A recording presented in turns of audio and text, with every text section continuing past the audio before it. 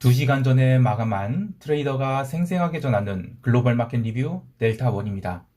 영상을 시작하기에 앞서 영상의 스크립트는 여기 오전 8시 36분에 이미 올라갔고요. 멤버십 회원분들께 제가 아직 목이 완전히 다 안 나서 이 영상을 녹화를 할까 말까 하다가 엊그제 이런 댓글이 달렸더라고요.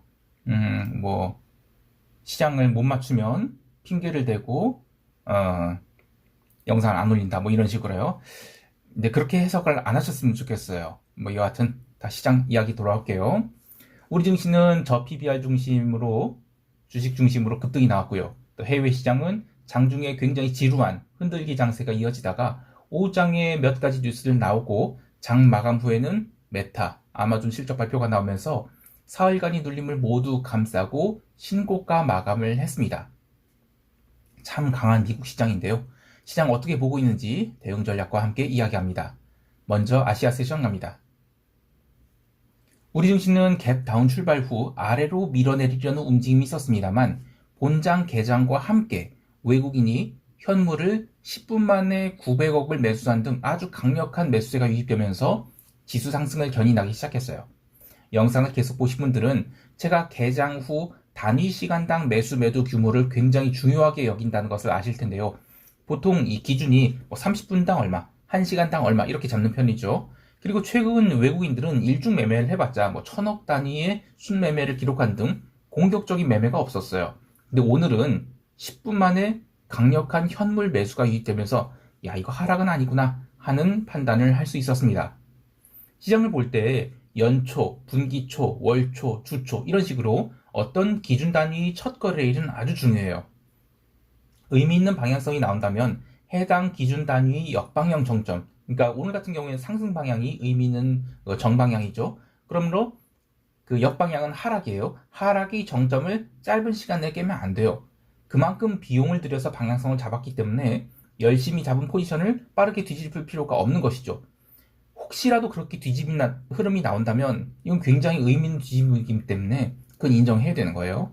여하튼 그래서 월초 강세, 주초 강세는 아주 중요한 흐름이에요. 다시 시황으로 돌아서 보통 선물 시장에서 그러한 방향성 선도의 움직임이 나타나는데 오늘은 현물 시장에서 방향성 선도가 나타났죠.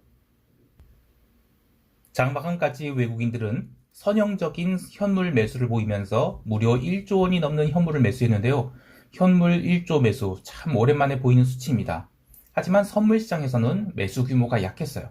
장중 1만 계약 넘는 미결제 약정 증가가 있었지만 장마감 동시 효과에는 미결을 6천 계약 이상 털어내는 롱 포지션이 청산이 있었죠. 장중 선물 베이시스 또한 이론 베이시스 대비 마이너스 0.4포인트 정도의 저평가를 보였고 심지어 장마감 동시 효과 이후에는 선물은 105대 이전 마이너스 0.26포인트로 밀어버렸어요. 방금 마감한 야간 선물 시장에서 선물이 1.65포인트가 상승해서 343.80포인트로 마감했는데 시장 베이시스를 고려하면 선물은 상승한 것도 아니에요.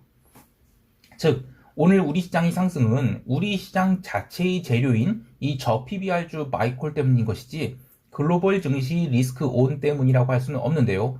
지난주에 그 CLS의 심종민 애널리스트가 유니셔티브라는 표현을 하면서 그 유니셔티브가 한국 주식을 움직인다 이런 리포트가 나왔죠. 이번 주에 그 해당 종목들의 매수세가 조금씩 들어오다가 오늘 갭다운을 저가 매수의 기회로 삼아서 대량 매수가 들어왔다라고 보고 있어요. 근데 이 저 PBR 테마에 대해서 생각을 해볼게요. 요즘 MZ들은 이런 지루한 주식들 손도 대지 않죠.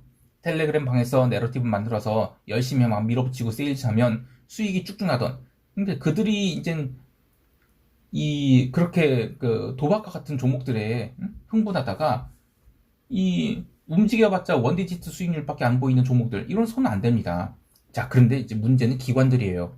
기관들은 주식 비중을 유지하면서도 그동안에는 수익률 게임에 동참해야 되죠. 그래서 어쩔 수 없이 코스닥 내러티브 주식들을 매수할 수밖에 없었어요. 자, 그런데 이번 저 PBR 테마는 제가 장난이 아니다라고 생각하고 있는 게 벤치마크인 코스피 200 지수를 바로 따라간 데다가 한번 레벨업이 되면 그때 못 쫓아갔다. 그러면 마켓 퍼폼하기 힘들어요. 그래서 이 기관들은 이번 저 PBR 테마는 무조건 따라가야 되는 거예요. 그러려면 어떻게 돼요? 돈이 없는데 바로 코스닥 주식들 패대기 치고 저 PBR 주식 담아야 되는 것이죠. 그래서 요즘 이 360140이라는 ETF가 날아가고 있어요. 참 시장이 영원한 게 없죠.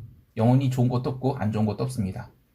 다시 시장 이야기로 돌아와서 옵션 시장에서는 평균 단가를 깨고 내려가던 콜옵션들이 다시 살아났는데 기존 밴드의 상단으로만 갔을 뿐 아직은 변동성 또 글로벌 변동성이 또 하락하고 있기 때문에 밴드가 그냥 340에서 325가 아니라 350에서 335선으로 레벨업을 한 거예요. 근데 이제부터는 빠르게 올라가려면 그동안에 쌓였던 엄청난 양의 콜옵션 미결들을 뚫고 올라가야 되죠.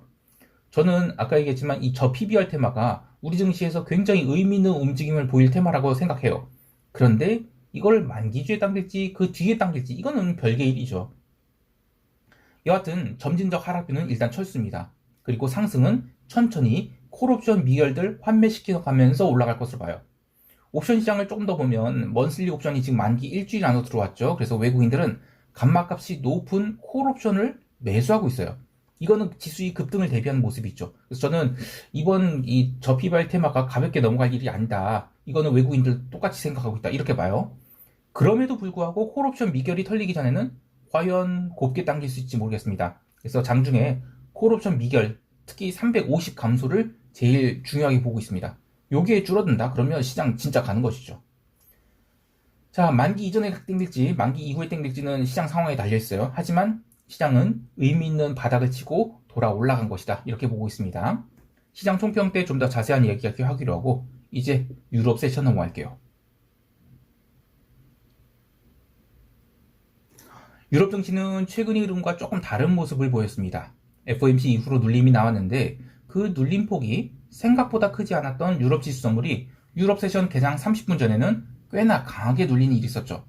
물론 본장 개장 후에는 꾸준한 매수세가 유입되면서 미국 세션 개장 무렵에는 FOMC 이후의 하락분을 모두 극복하는 그런 상승이 나왔는데 이후에 미국 세션에서 러셀 다시 밀렸죠. 또 S&P도 반등이 나오려 할 때마다 계속 눌리는 등 이 매도 압력이 쌓이니까 장 마감 무렵에는 상승분을 거의 다 돌려주는 그런 하락으로 마감하게 됐어요. 유럽 마감 이후에 미국 증시가 급등을 했죠. 그래서 유럽 지수 선물도 긴 아래꼬리를 달고 올라오긴 했는데 유럽 증시의 핵심은 장중에는 시장 강도가 약했다는 것입니다. 증시 움직임보다 더 특이했던 것은 통화시장의 움직임이었는데 아시아 세션에서 오지달러가 급락을 시작하면서 FOMC 이후의 추세 하향 이탈에 가속도를 붙였어요. 오지달러는 1월 한 달간의 박스는 물론이고 저점마저 이탈을 했는데요. 이는 1월 중순 이후로 비달러 바스켓들을 지나치게 박스에 가둬뒀던 것들이 FOMC 이벤트 이후로 스탑로스가 나가면서 발생한 일이다. 이렇게 보고 있습니다. 유로화도 1.08이라는 굉장히 중요한 기술적 지지선에 도달하고 나서 반등이 시작되는데요. 2월 첫 거래일에 1월 한 달간의 눌림을 모두 마무리하는 강한 반전이 일어나면서 유로화를 포함해 비달러 바스켓은 장대 양봉을 뽑으면서 상승 마감했습니다. 통화시장의 흐름에 대해서 무슨 기술적 지표도 없고, 경제 지표도 아니고, 무슨, ECB 위원들의 발언도 없고, 이건 너무 끼워 맞추기 아니냐, 이렇게 보실 수 있는데요. 실제로 시장은 이런 기술적 움직임에 영향을 많이 받아요. 1월 한 달간의 채권시장 흐름과 통화시장 흐름을 보면, 채권시장은 1월 마지막 주에 1월 한 달간의 눌림을 모두 극복한 상태예요. 근데 통화시장은 1월 한 달 내내 눌린 것을 극복 못하고 2월 첫 거래일에 아예 스탑로스까지 줬죠. 그리고 나서 이제 고개를 든 셈이에요. 즉 미국이 금리 인하 기대감에 따라서 주시장은 아직도 정신을 못 차린 것이고 채권시장은 고금리 지속에 매수세가 꾸준히 유입된 반면 통화시장만큼은 미국이 금리 인하 상당히 나중에 할 것을 정직하게 반영했는데 자 1월 한 달 동안 그렇게 해서 계속 눌렸잖아요. 그러나 여기서 더 눌리는 건 좀 오바지. 이래서 달러 강세는 이제 끝. 이렇게 보는 것 같아요. 상품시장에서는 유가가 2.5% 급락을 했습니다. 유럽 세션 마감할 때까지는 나름 반등이 나왔는데 새벽 2시 36분에 브레이킹 뉴스 이렇게 하면서 카타르가 이스라엘과 하마스 휴전을 중지했다. 이런 소식이 나오면서 유가가 급락을 하게 됩니다. 근데 저는 이것 또한 기술적 흐름이라고 보는데요. 실제로 약 30분 동안 유가가 74.25달러라는 아주 중요한 지지선에 도달한 다음 반등을 시작하자 이번에는 휴전 협의된 거 없다 이런 부인 보도가 나오면서 유가가 30분 동안 나름 약보합선까지 반등을 하게 돼요. 자, 근데 새벽 3시 50분부터는 또 아무런 뉴스도 없는데 또 매도가 나오면서 새벽 4시 30분 그러니까 나이맥스 현물 마감 때 73.7달러로 종가 저가로 처박히게 됩니다. 이런 거는 철저한 기술적인 움직임이라고 할 수 있겠죠. 이제 미국 세션 넘어갈게요. 미국 증시는 목요일 새벽에 사실상 종가 저가로 마감한지라 아시아 세션과 유럽 세션에서는 지수 선물이 어느 정도 반등을 한 상태였는데요. 시장이 과연 강한 것인가에 대해서는 퀘스천 마크가 있죠. 개별 종목 반등이 있긴 했어도 이 금융주는 약세를 보이고 있었고요. 나스닥이 AI 내러티브 주식들도 반등을 하긴 했는데 얘네들은 원래 이제 베타가 높은 주식들이잖아요. 그래서 고베타 종목다운 반등이 나타난 것이지 뭐 시장을 선도하는 상승이 나왔다 이건 아니었다고 봅니다. 게다가 이제 본장 개장 후에 러셀은 계속 매도가 나오면서 새벽 1시 10분 유럽 마감 직전에는 전일 저가마저 깨고 내려갔어요. 변동성 또한 새벽 1시 10분에는 전일 고점을 돌파해서 15포인트를 넘기기도 했는데요.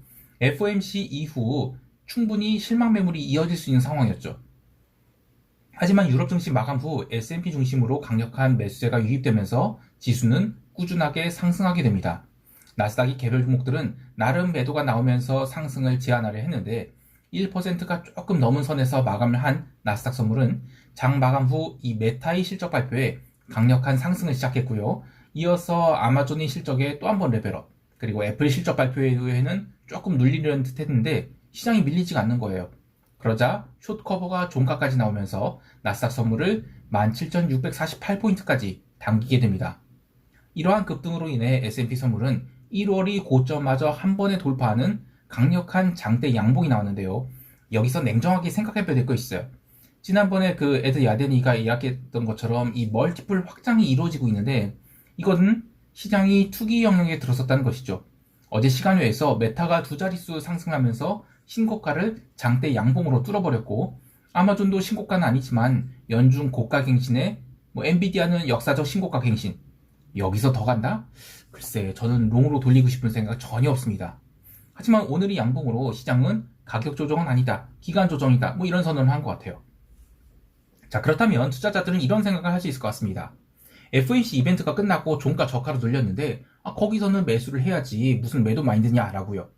근데 시장은 지나가서야 그렇게 말할 수 있는 것이지 확률적으로는 어제 작은 음봉이 나온 거 더 이상적이었어요. 주봉을 봐도 약간 눌려서 마감하는 것이 더 이상적이고 주봉을 종가 고가로 당겨놓은 것은 좀 불편한 모습이라고 보는데 여하튼 전일이 강력한 상승 마감으로 시장이 조정을 받으려면 다음 주 월요일이나 화요일까지는 좀 기다려봐야 될 것 같아요.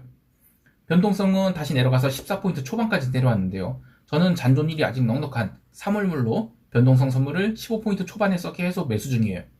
시장이 기간 조정에 들어가는 것이다 라면 3월물 변동성 선물은 13포인트까지는 레벨 다운 할 수 있다고 보지만 그 정도로 레벨 다운이 나온다. 그러면 저는 더욱 적극적으로 변동성 매수를 해볼 생각입니다.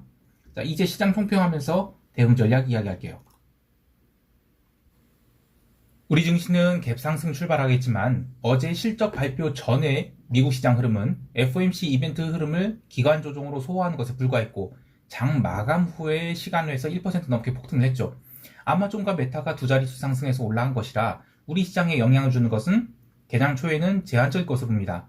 그런데 선물이 2포인트 이내의 상승을 하는 것이다. 그러면 이거는 상승한 게 아니에요. 베이시스가 정상화되는 것이죠. 그러면 여기서는 시장이 충분히 더 상승할 수 있기 때문에 2포인트 올랐네? 숏? 이것은 절대 아니라고 생각합니다. 콜매도 포지션이 있다면 근월물은 일단은 그 감마 리스크가 있으니까 뜯어버리고 차월물로 잡거나 근월물에는 강세콜, 그래서 위쪽 방향을 열어두고 차월물 풋매도를 넉넉하게 달면서 차월물을 콜매도를 천천히 달아주는, 그러니까 델타는 플러스로 만들어서 밀어붙이는 것이 좋겠습니다. 해외 시장에 대해서는 나스닥 매도 포지션 늘린 것이 죄다 물려버렸어요. 그런데 아직은 저는 손절할 영역도 아니라고 보는데 일단 이번 주에는 S&P가 신고가한 이상 더 이상 포지션 늘리기가 좀 부담스럽고 다음 주에 포지션을 늘리도록 하겠습니다. 실적 시즌도 이제 어느 정도 마무리가 되어간 상황에서 나스닥이 과연 얼마나 더 오를 수 있을지 저는 의문이에요. 특히 아마존이나 메타 같은 시총 최상위 종목이 시간에서 두 자릿수 상승했는데 나스닥 상승이 2%밖에 안 된다. 이거는 저는 시장이 다 끝났다라고 봐요. 여하튼 이번 주에는 더 이상 매도를 하지 않고 지켜보겠습니다. 오늘 하루도 성공 투자하시길 바라고요. 이상 델타원이었습니다. 감사합니다.